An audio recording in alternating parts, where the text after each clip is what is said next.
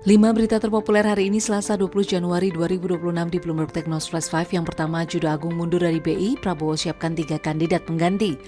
Setelah Deputi Gubernur Bank Indonesia Juda Agung resmi mengundurkan diri dari jabatannya dan telah disampaikan melalui surat kepada Presiden Prabowo Subianto, sesuai aturan yang berlaku, Presiden telah mengusulkan 3 kandidat pengganti pada DPR RI untuk dilakukan fit and proper test atau uji kelayakan.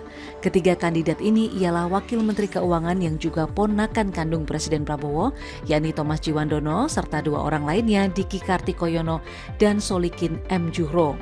Sementara Juda Agung diduga akan menduduki jabatan di Kementerian Keuangan. Ia menjadi Deputi Gubernur Bank Indonesia sejak Januari 2022. Juda memiliki rekam jejak panjang di kebijakan makroprudensial dan stabilitas sistem keuangan. Kedua, jelang rebalancing MSCI kandidat terkuat hingga potensi inflow. Morgan Stanley Capital International atau MSCI menerapkan kebijakan sementara metodologi indeks hingga Mei 2026. Kebijakan ini menjadi sorotan menjelang rebalancing MSCI Februari 2026 yang berpotensi mempengaruhi saham di Bursa Efek Indonesia.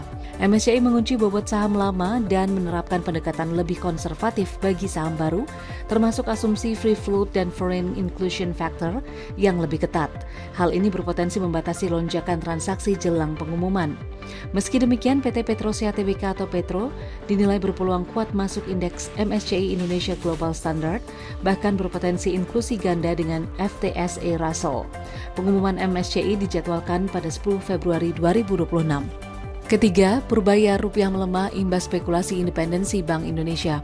Menteri Keuangan Purbaya Yudi Sadewa menilai pelemahan rupiah belakangan ini dipicu spekulasi pasar terkait independensi Bank Indonesia.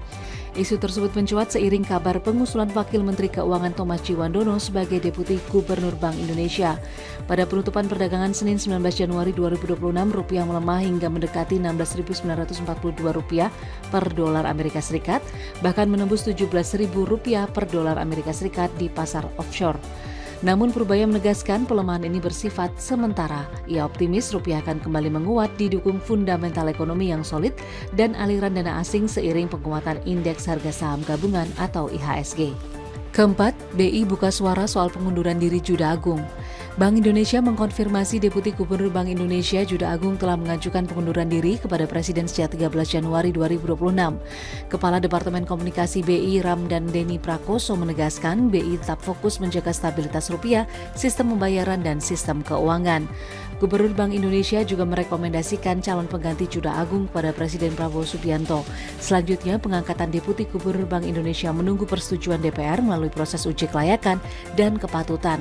Sementara itu, DPR telah menerima surat Presiden berisi 3 kandidat, yakni Thomas Djiwandono, Diki Kartikoyono, dan Solikin M. Juhro, dengan proses seleksi dijadwalkan berlangsung pekan ini. Kelima, BNBR masuk bisnis data center, ada klausul pengembalian DP. PT Bakri & Brothers Tbk atau BNBR mulai melirik bisnis pusat data. Melalui entitas afiliasinya PT Multi Control Nusantara, perseroan membeli lahan seluas 1,67 hektar di Kalideres, Jakarta Barat senilai Rp500 miliar. Uang muka sebesar Rp152,4 miliar sudah dibayarkan dengan rencana pembangunan data center Inner City. Menariknya, terdapat klausul pengembalian penuh uang muka jika proyek tidak dilanjutkan. Langkah ini menjadi sinyal awal ekspansi grup Bakri ke bisnis data center seiring meningkatnya kebutuhan pengolahan data di kawasan perkotaan. Namun BNBR mencatat laba yang turun signifikan sepanjang Januari hingga September 2025.